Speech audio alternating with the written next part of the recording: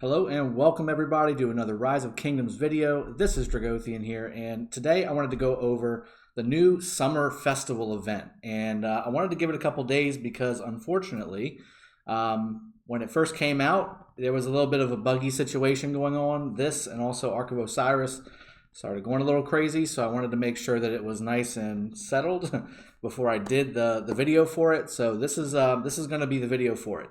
I'm going to go through each piece. There's quite a few, as you can see, pieces to it.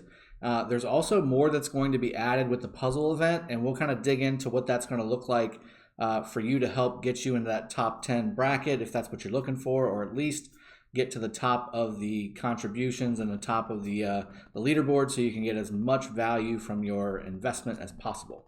So first off, let's go ahead and start off with Summer Swelter. As you can see, it's a nice little bonfire. We got some roses. We've got all kinds of accoutrements around the sides.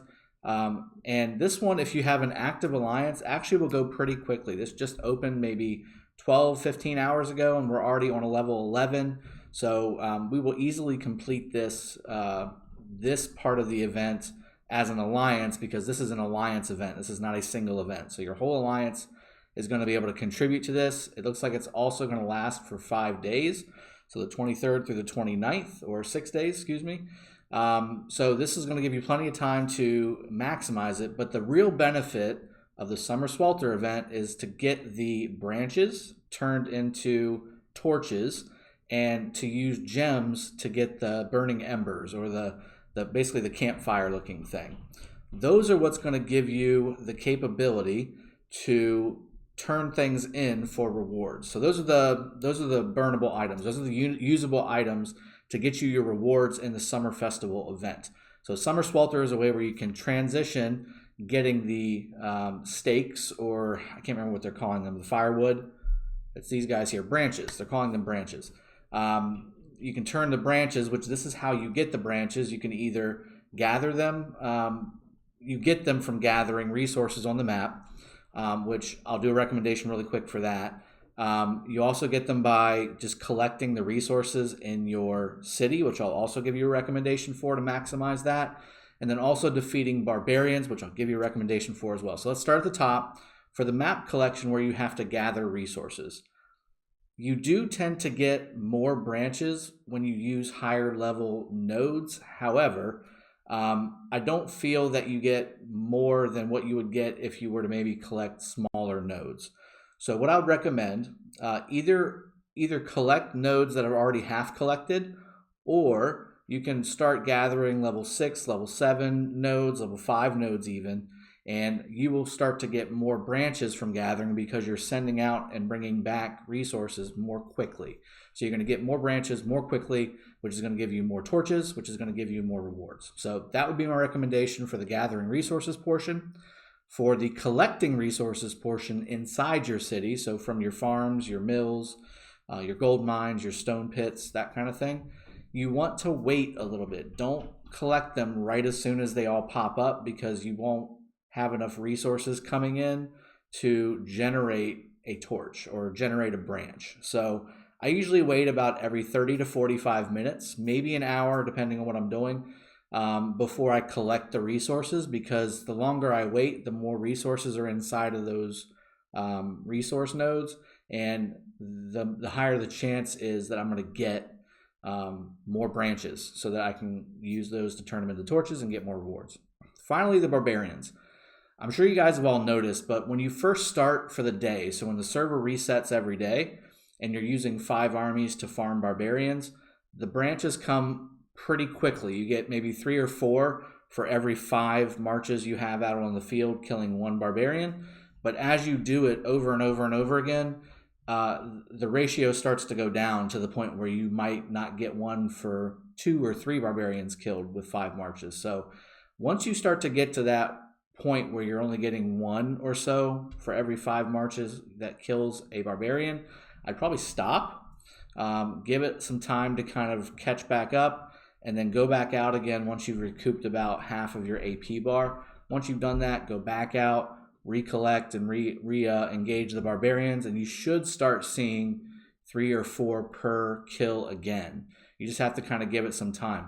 I think every day you got a certain amount that they give you right off the bat, and then as your day goes on, the chance goes down the more that you're killing, because they don't want you to be able to grind it. You're going to have to, you can grind it, but it's going to get less and less efficient, or you can kind of space it out a little bit, and that way it's not quite as grindy, and it's more efficient that way when using your action point potions. So that's my recommendation for those 3 things. Again, the point is to get those pieces to go to Summer Swelter so you can get torches, and then again, use your gems, which you should get a pretty decent amount of from the farming event portion of it, and then also from killing barbarians. I've been seeing a lot of those pop up a lot more, those 10 gem cards.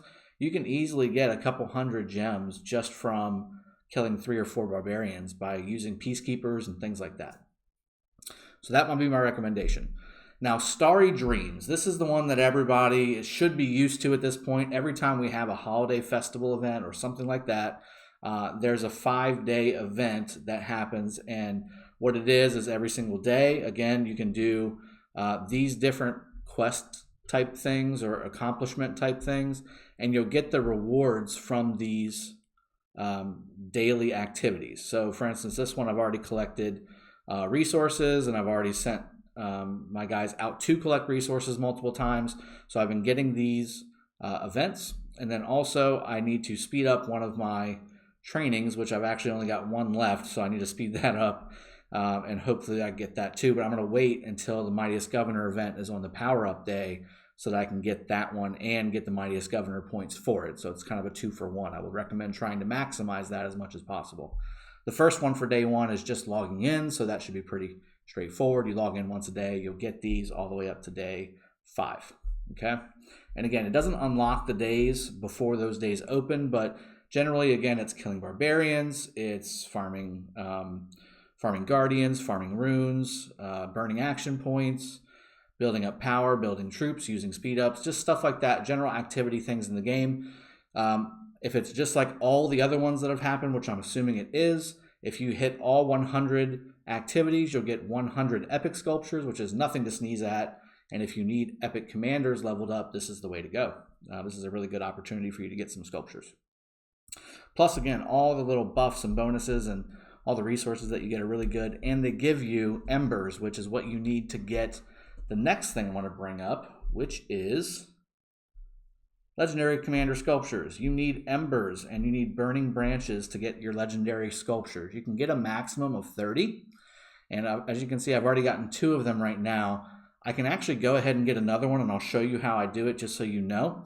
But this is also where you get the skins, guys. So at least the first skin. So the frozen skin, which I believe is an archer skin, archer-friendly skin.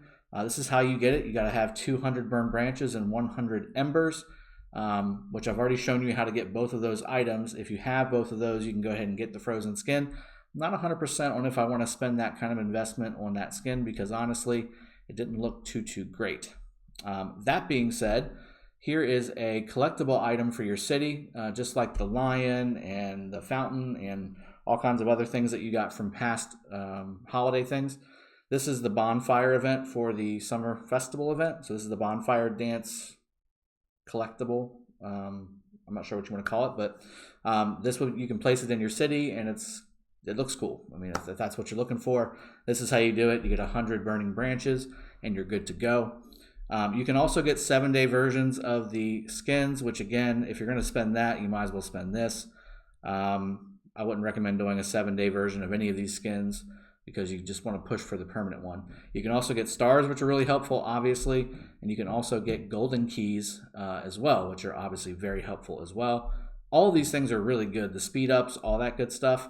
I would recommend starting, obviously, with your legendary sculptures, because these are very hard to come by, and it's really not too much if you need to put gems into the event to get these. I think it's somewhere around the 25 to 26,000 gem range. Plus, you get the embers right here from the Starry Dreams Festival. So these are embers, right? So you can get embers from this as well, which would lower the actual gem cost of getting those sculptures. So if you want to be the most efficient, you actually want to wait until you've completed Starry Dreams altogether and gotten all of these embers, which I don't know which days are going to offer more embers, but I'd imagine each day will probably have one activity that has embers as its goal. and then you can use those embers to get those sculptures, and then whatever you're missing, that's when you want to start gemming. That way you don't waste gems for embers that you don't need.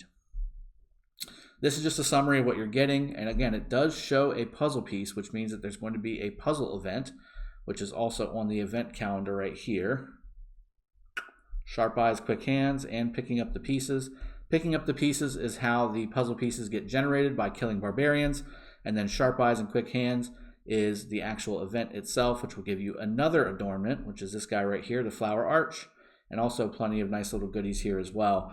But you want to maximize your ability to do the puzzle because of the next event, which is Summer of Babylon. So Summer of Babylon gives you a bunch of goodies here, but it's a ranking event, guys. And this is not only just for your kingdom. Depending on which server or kingdom you're in, it can be upwards of 2 or 3 continents inside of this. I haven't really focused on this yet because I want to wait until Mightiest Governor comes out tomorrow. But once that happens, I'll jump up in the ranking for sure and get some training done to get this number up. But there's a couple ways that you can maximize your points. So these are the rules. You train troops, you collect branches, and you complete puzzles. That's what gets you the points for this event. Now this is the main event, guys. Don't get me wrong, the other ones are really important, but this is the one that gives you the best reward because it gives you the permanent skin, Babylonian Gardens. This is the one that's the legendary skin. It gives you 10% infantry attack, very, very powerful, plus a lot of really nice speed ups, tons of legendary sculptures as well, plus you get a nice avatar frame, and again, you get a, I think this is another decoration. I don't think that's a skin. I want to say that's a decoration. Yes, that's exactly what that is. So you want to focus on this being your priority. And again, the best way to get that stuff is by utilizing, where's it at? Yes. This is how you get your points, guys. So 1 power of training is 1 point.